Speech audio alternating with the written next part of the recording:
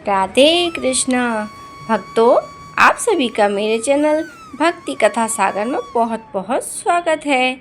आज हम आपको पुरुषोत्तम मास महात्म्य के 24वें अध्याय का श्रवण कराएंगे, जिसमें दीपदान की महिमा का वर्णन किया गया है। अपनी जीवन गाथा सुनाते हुए मणिग्रीव कहने लगा, हे महात्मन, मैं अपनी भार्या सहित चमत्कारपुर नामक नगरी में रहता था। मैं धनी, परोपकारी और पवित्र हृदय का व्यक्ति था, परंतु आगे चलकर एक समय मेरी बुद्धि भ्रष्ट हो गई और मैंने अपने धर्म का पालन करना छोड़ दिया।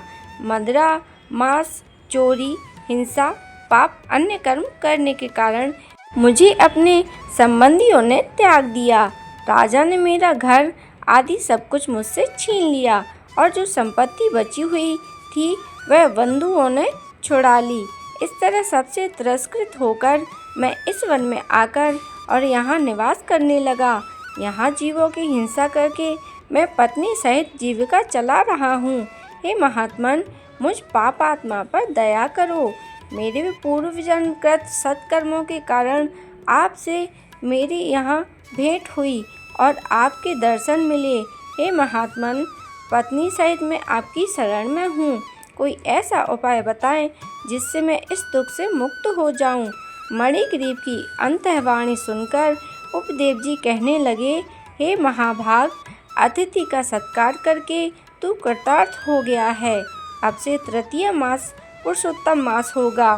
तुम अपनी पत्नी सहित भगवान पुरुषोत्तम की प्रसन्नता के लिए तिल के तेल का दीपदान करना और ऐश्वर्य सुख होने पर घी के दीपकों का दान करना।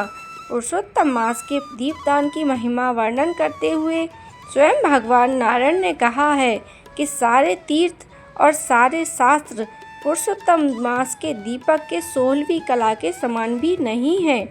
योग, ज्ञान, सांख्य सारे मंत्र इस पुरुषोत्तम मास के दीपक की कला के लिए निम्न हैं।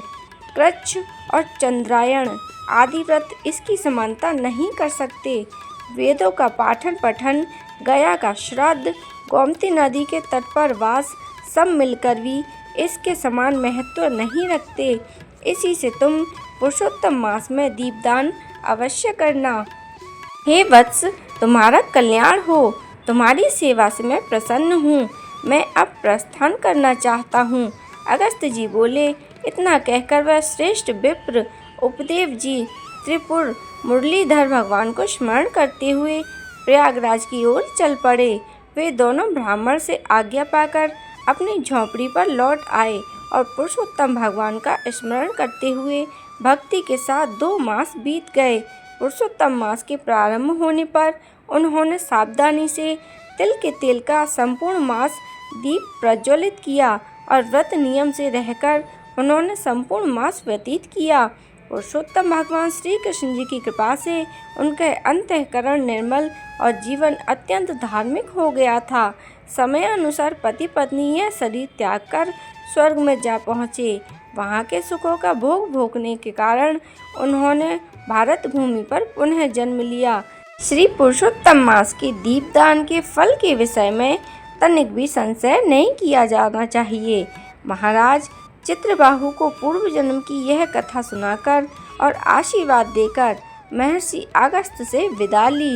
इसी के साथ भक्तों, पुरुषोत्तम मास महात्म्य का 24वां अध्याय समाप्त होता है। अब हम पुरुषोत्तम मास में सुनी जाने वाली एक पावन कथा का श्रवण करते हैं। बहुत समय पहले की बात है। किसी गांव में एक ब्राह्मण ब्राह्मणी रहते थे। ब्राह्मण ब्राह्मणी बहुत धार्मिक स्वभाव के थे। रोज भगवान विष्णु की पूजा करते, पीपल के वृक्ष को जल से सींचते और तभी कुछ खाना पीना खाते थे। बिना पूजा पाठ किए तो अन्न का एक दाना भी नहीं खाते थे। उनका नियम था, उनके गांव में एक बावड़ी थी, वहीं पर जाकर वे स्नान करते और पास ही के पीपल के पेड़ था, वहां बैठकर भगवान विष्णु की पूजा करते। पीपल के पेड़ को जल से सींचते और उसके बाद दोनों अपने घर आ जाते थे। एक समय की बात है, जेठ महीने का शुरू हुआ था। दोनों ब्राह्मण ब्राह्मणी बावड़ी में स्नान करने गए। गर्मी बहुत थी, दोनों थक गए थे। सोचने लगे कि इतनी गर्मी में अगर हम घर जाएंगे तो कहीं हमारी तबीयत खराब ना हो जाए। ऐसा करते हुए वे कुछ देर वहीं बैठकर विश्राम करने लगे। थोड़ी देर बाद घर चलेंगे, ऐसा सोचकर दोनों ब्राह्मण और ब्राह्मणी ने पहले भगवान विष्णु की पूजा की, पीपल के पेड़ को जल सींचा और वहीं बैठ गए। थोड़ी देर ठंडी ठंडी छांव में बैठे तो उन दोनों को नींद आ गई। ब्राह्मण देव तो वहीं पर सो गए और ब्राह्मणी अपने आंचल से उनके ऊपर हवा करने लगी।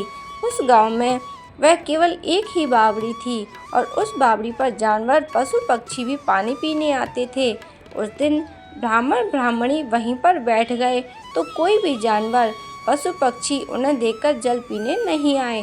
वे सब डर के मारे दूर खड़े रहे।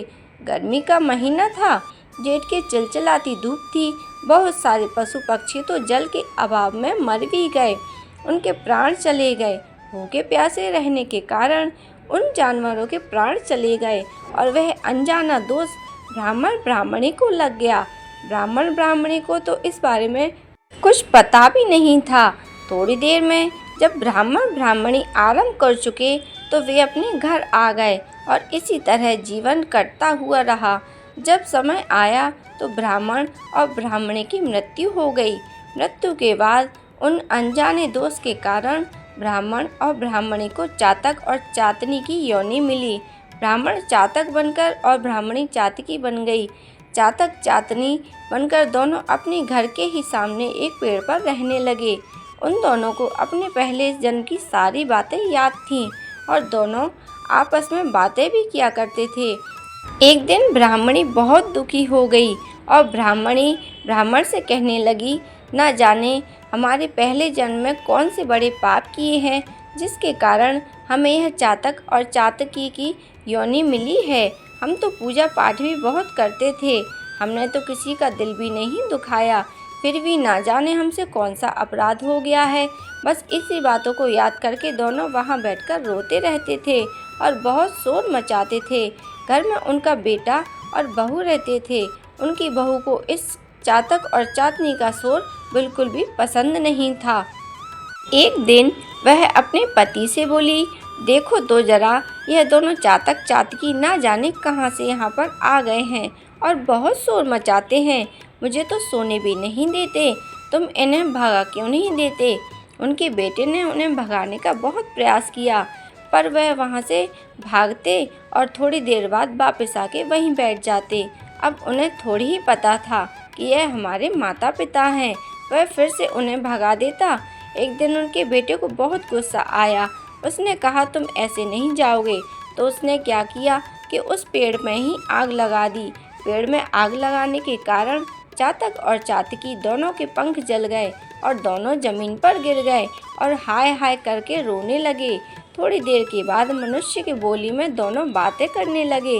उनके बेटे ने उनकी आवाज़ पहचान ली और कहने लगा कि आप दोनों कौन हैं और इस तरह यहाँ क्यों रहते हैं? तो वे दोनों कहने लगे कि हम तुम्हारे माता पिता हैं और हमें मुक्ति नहीं मिली है। हम चातक चातकी की योनि में आ गए हैं, इसलिए हम अपने ही घर के सामने इस पेड़ पर रहते हैं। तो बेटा पूछने लगा कि आपको मुक्ति क्यों नहीं मिली? ब्राह्मण ब्राह्मणी बोले, हमें नहीं पता, हमने तो अपने जान में कोई बुरा कर्म भी नहीं किया। हमें नहीं पता हमें किस अनजाने दोष का यह कर्मफल भुगतना पड़ रहा है। उनका बेटा मुनियों के आश्रम में गया और वहां जाकर प्रार्थना की, मेरे माता पिता की मुक्ति नहीं हुई है और वे चातक चातकी की योनि में आ गए हैं। उन्होंने तो अपने जीवन में बहुत से धर्म कर्म किए हैं, फिर उन्हें मुक्ति प्राप्त क्यों नहीं हुई? मुझे तो कोई कारण समझ नहीं आता। तब ऋषि मुनियों ने ध्यान लगाकर देखा तो उसने कहने लगे कि तुम्हारे माता पिता को मोक्ष की प्राप्ति नहीं हुई है, क्योंकि उन्हें एक अनजाने दोष लगा है। एक समय जेठ के महीने में बावड़ी में स्नान करने के बाद वे वहीं बैठ गए और इस कारण पशु पक्षी बावड़ी में जल पीने नहीं आ सके। इसकी वजह से कुछ पशु पक्षी मृत्यु भी प्राप्त हो गए। बस उनकी मृत्यु का ही अनजाना दोष तुम्हारे माता पिता के माथे लगा है। अगर तुम चाहते हो कि तुम्हारे माता पिता की उस दोष से मुक्ति हो जाए और तुम्हें भी मुक्ति प्राप्त हो तो तुम जेठ के महीने में जलदान करो। जेठ की तपती धूप में भूखे प्यासे मनुष्यों के लिए, भूखे प्यासे जानवरों के लिए जल की व्यवस्था करो। जेठ के महीने में जल का दान विशेष होता है। इस महीने में सूर्य भगवान अधिकतर ताकतवर होते हैं और नौतपा भी आरंभ हो जाता है। इस महीने में जल का दान करोगे तो तुम्हारे माता पिता को मुक्ति प्राप्त होगी। इस महीने में अपने घर की छत पर चिड़ियों के लिए दाना और पानी रखना, गंगा नदी में स्नान करना और आते जाते राहगीरों के लिए, सड़क पर घूमने वाले जानवरों के लिए पानी की व्यवस्था करना। ऐसा करने से भगवान तुम पर प्रसन्न होंगे और उस पुण्य का फल तुम अपने माता पिता को दान कर देना। उस पुण्य के प्रभाव से उनके माता पिता को चातक चातकी की योनि से मुक्ति प्राप्त हो जाएगी। भक्तों, जेठ के महीने में जो भी भक्तजन इस जलदान की कहानी को सुनता है उसे जेठ माह में जलदान का पुण्य फल प्राप्त होता है और उस पर यह कथा पुरुषोत्तम मास में श्रवण की जाए तो इसका 10 गुना ज़्यादा पुण्य फल प्राप्त होता है और श्री हरि की कृपा पर हमेशा बनी रहती है। बोलो विष्णु भगवान की जय। भक्तों, अगर आपको मेरी वीडियो अच्छी लगी हो तो मेरी वीडियो को लाइक करें, शेयर करें और मेरे चैनल को सब्सक्राइब करें और बेल आइकन को ज़रूर से प्रेस करें, जिससे जब भी वीडियो अपलोड हो आप तक नोटिफिकेशन पहुंच जाए। मेरी वीडियो को देखने के लिए आप सभी का बहुत बहुत धन्यवाद।